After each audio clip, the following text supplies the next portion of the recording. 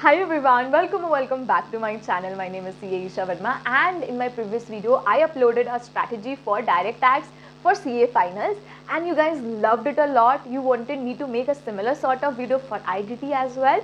But IDT में एक problem है कि ऐसा कोई पैटर्न नहीं है जो फॉलो होता है. जो मैंने DT में पैटर्न एनालाइज किया एंड रिकग्नाइज किया, वो पैटर्न IDT में ऐसा नहीं है कोई पर्टिकुलर जो फॉलो होता है.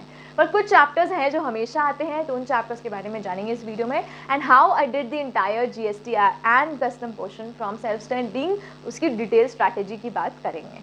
ठीक है. नाउ पहला पॉइंट, कुछ चैप्टर्स ऐसे जो हमेशा आते हैं. The first question will always be to compute your GST liability.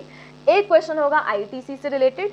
Then one question will always be there from e way bill, and a few questions will always be there from place of supply. Place of supply हमेशा रहता है. Time of supply and value of supply से usually नहीं होता है, लेकिन time of supply से आपको MCQ दिख जाएंगे 2 से 3 मार्क्स के. सो ये 5 चीज़ें हमेशा रहती हैं IDT के पेपर में. इसके अलावा जो GST लाइबिलिटी कैलकुलेट करना है, उसमें मोस्टली जो चैप्टर्स कवर्ड है वो चैप्टर नंबर 2. तो चैप्टर नंबर 2 में बहुत सारे क्वेश्चंस हैं. जॉइंट पेट्रोलियम, जॉइंट वेंचर, ठीक है, कॉस्ट पेट्रोलियम, जॉइंट वेंचर, ऐसे करके बहुत सारे टॉपिक्स हैं चैप्टर नंबर 2 के अंदर स्पेशली.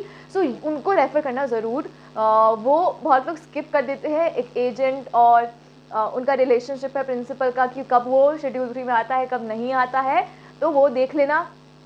सॉरी, कब वो शेड्यूल 1 में आता है कब वो नहीं आता है, तो वो रिलेशनशिप को ढंग से देख लेना.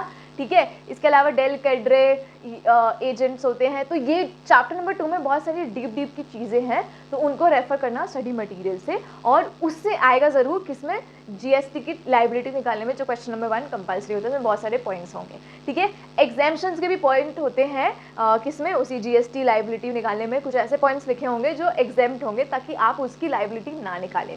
ठीक है. तो ये फर्स्ट क्वेश्चन एंड थोड़ा बहुत पैटर्न बताया. अगर कस्टम की बात करें तो एक वैल्यूएशन का क्वेश्चन पक्का रहता है, और साथ में FTP का 5 मार्क का क्वेश्चन पक्का आपको आएगा. इसके अलावा कैलकुलेशन में आपको या तो ड्यूटी ड्रॉबैक या फिर वेयर हाउसिंग या फिर बैगेज, इन चैप्टर्स में से कुछ ना कुछ मिल ही जाता है अलग से. ठीक है. तो पिछली बार बैगेज आया था, तो यूजुअली चांस नहीं है कि नेक्स्ट में आए, लेकिन हाँ, बैगेज इंपॉर्टेंट चैप्टर्स में से एक है for practical portion of custom. ठीक है. So these are the things that you should be doing for sure shot. And मैंने कैसे किया, मैंने स्टडी मटेरियल से किया. I kept my study material as my base. उसका जो रिकैप्चुलेशन वाला पोर्शन है, जहाँ से रिकैप दिया हुआ है एंड में, that is a very good portion to revise a day before exam, which help me a lot. Question कहाँ से प्रैक्टिस करा, मैंने क्वेश्चन अतुल अग्रवाल के क्वेश्चन बैंक से प्रैक्टिस करा, क्योंकि उन्होंने कभी भी आंसर्स को छेड़ा नहीं है. It's exactly how ICI suggest you how to write. ठीक है. वो अपने आंसर्स नहीं देते हैं. That is the best point I like about that question bank, कि वो बदलते नहीं हैं आंसर्स को, right. And they only have the questions जो ICI से रिलेटेड है, जो ICI ने पास्ट ईयर्स में पूछे हैं या RTPs MTPs में कभी शो करे हैं. सो that is also plus point कि आप कुछ बहुत एक्स्ट्रा नहीं पढ़ रहे हो, वही पढ़ रहे हो जो आपके लिए रेलिवेंट है. ठीक है. अब आप बोलोगे कि स्टडी मटेरियल से कैसे करा, क्योंकि अब तो बहुत सारे अमेंडमेंट्स आ गए हैं. तो स्टडी मटेरियल को एज अ बेस मैंने एक बार कर लिया, और फिर मैंने रिविजन वीडियोज़ देखे जो YouTube पे मिल जाते हैं, और उससे मैंने मार्क कर लिया कि हाँ, ये चीज़ें अमेंडेड है या ये कुछ नया है, तो उसका मैंने स्क्रीनशॉट या प्रिंट आउट निकाल लिया.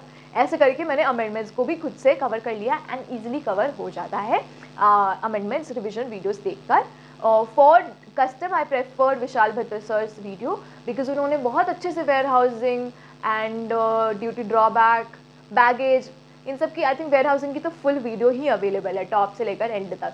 तो उन्हीं की बुक रेफ़र करी है कस्टम के लिए मैंने उनकी बुक रेफ़र करी है, और IDT वाले पोर्शन के लिए मैंने स्टडी मटेरियल रेफ़र किया है. ठीक है. So that is how I did it. And I made 1 page notes for IDT as well.